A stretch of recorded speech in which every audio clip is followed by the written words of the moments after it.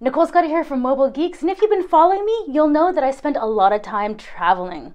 And it's always handy to have a dual SIM phone in my, well, smartphone arsenal.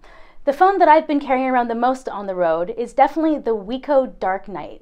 Now, this doesn't have the fastest processor, but it does have an amazing display and a great camera. And the battery life for a dual SIM phone, I think, is very stand-up. So let's take a look. So here it is. Here we have the Wiko. This is my definitely my favorite traveling handset because it has a gorgeous display and a great camera. It's really responsive. I mean, it's a 5-inch display, 720p, IPS panel. Let's just head into the gallery for a couple of photos just so you guys can check that out. Flip that over. All right, so you can see that the colors are just really great on this. The phone's fast and responsive. It's only running a MediaTek MT6589, I think. That's a quad-core processor, right? It's not fast, right? Like, so if you're going to be doing any benchmarks on it, you're definitely not going to think, ooh, what a speed demon. But the thing is, like, just look at the phone. Look how fast, like, it's fast enough for, like, any type of kind of surfing, navigation. I think it's a really quick phone. So let's just actually play a video here to show off the display even more. This is my favorite video to show off because it's by Samsung, of course. Samsung makes great demo videos. Let me crank up the volume here.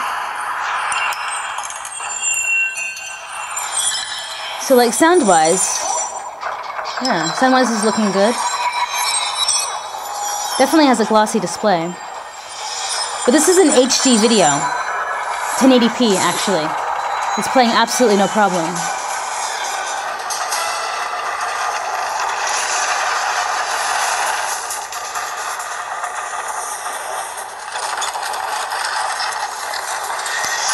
Yeah, so I mean, to me, the fact that this has a mediocre processor, I mean, on Quadrant, it's only over 4,000, and like today's latest phones are around 17, 19, right? So I mean, like, this is pitiful in terms of benchmarks, but in terms of surfing, I mean, come on, guys, this is fantastic. Battery life, this is a 2,000 milliampere battery, so I've actually installed Do Battery onto here. It tells me I have 5 hours and 17 minutes left, and I am at, what's that? 26%. So I actually brought this phone to CES, and this is kind of one of the reasons why it's one of my traveling war horses here, because the battery life, actually, you put that Do battery thingy in there, and it's not too bad. So these are my benchmarks, my battery benchmarks from CES. Let's just take a look at this. So at 3 o'clock, I had 39%. Obviously, I started out with 100, and my days at CES begin at a very, well, I guess it's a reasonable 7 a.m. I think it's early for me. So, and one of the days at 10 to 1, don't know what I was still doing up, but it was 17%, which wasn't bad. But I do have to admit, on one of the days, I ran out of battery at like 3 o'clock. I was really aggressively using my phone, like aggressively. And I think I popped the SIM card out, so I was on Wi-Fi only. So that, I definitely ran out one of the days. But in general, I think that those battery times really aren't too bad, right? So if we head into here, I really like the layout and the software, how everything's kind of set up here.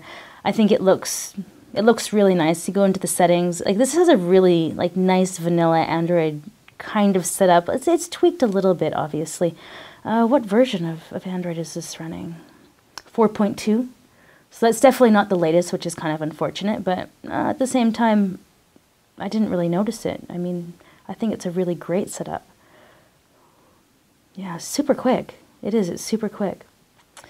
All right, so it's got a 8-megapixel shooter here on the back, which, if we head into the gallery again, is one of the reasons why I am in the gallery here. Let me show you some photos. Hopefully they're not too racy. Okay, well, they're of CES. You're lucky. All right, so this is when I went to see, what is that, Absinthe. That's a sexy show. All right, so here's a Ferrari I saw. Yeah, there's some tablets. But I mean, overall, I thought the photo quality of this was pretty good. So this is a video sample. This is a Sony press conference.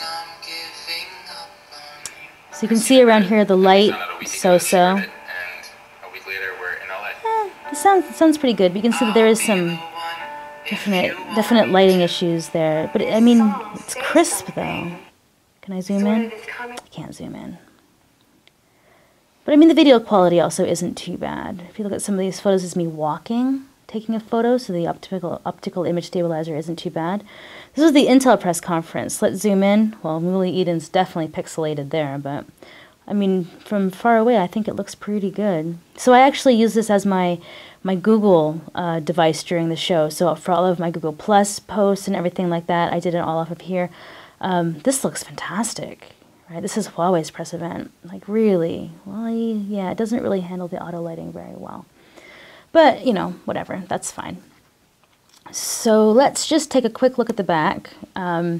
I should really point out that it's scuffed here, but to be honest with you, that's not too bad, because how that happened was I was riding my bicycle down the road, and I was going quick, and when this hit the ground, God, what a freaking awful sound. There was an old man standing beside me, and he was like, oh, and I went back and I was like, oh shit, I just broke this phone even before I got to review it. But I didn't, right? So for me, like reeling down the road, that's actually like not too bad on damage, right? And so this is actually an aluminum backing, right? So it's built to last. It's a real warhorse of a phone. And this is obviously the reason why I think it's so freaking fantastic, is it's dual SIM, right? 2 SIM cards, both GSM, woohoo, really great, and there's a micro SD card in there for expansion. I think this comes with 8 gigabytes natively, and like I mentioned, this is a 2000 milliampere battery. Right, so 8 megapixel camera, forgot to mention that, and there's that single speaker there. I mean, so like, overall, I think this is a really fantastic phone. If you can kind of look at the profile, looks really good. Yeah, there's the power button there. It's a top-mounted micro USB here. See that? Headphone jack at the top, then a volume rocker. Just to give you a quick idea of how it kind of sizes up. So this is the LG G2, right? This is the 5.2-inch smartphone, so that's a little bit bigger. Here we have the Samsung Galaxy S4, so it's also a little bit bigger. I guess the knock feature's turned off. That's lame. My favorite feature of this phone. Alright, so there we have the S4. Here would be the HTC One, which is a fantastic handset. And then here would be LG's the G Pro. So this is their phablet, right? So it's more in line kind of with what's going on there. But if we kind of size it up against the LG G2, it's a little bit longer, right? Size-wise. But yeah, I mean, like spec-wise, I can't even begin to discuss how much these are so much better, because this is definitely a mid-range device. I mean, but usability-wise, I think it's really fantastic. Yeah, so I'm definitely a big fan of this phone. Definitely gives me all-day battery life. I think the UI is super sleek and fast, and it's $200 US, which is disgustingly cheap for what you're getting, I think. Thanks so much for joining me. If you have a dual SIM phone that you think might beat this one, please let me know in the comments, and I'll try to get my hands on for a review. If you like this video, please give us a thumbs up, and while you're at it, why don't you subscribe to our channel? I'm your host, Nicole Scott from Mobile Geeks.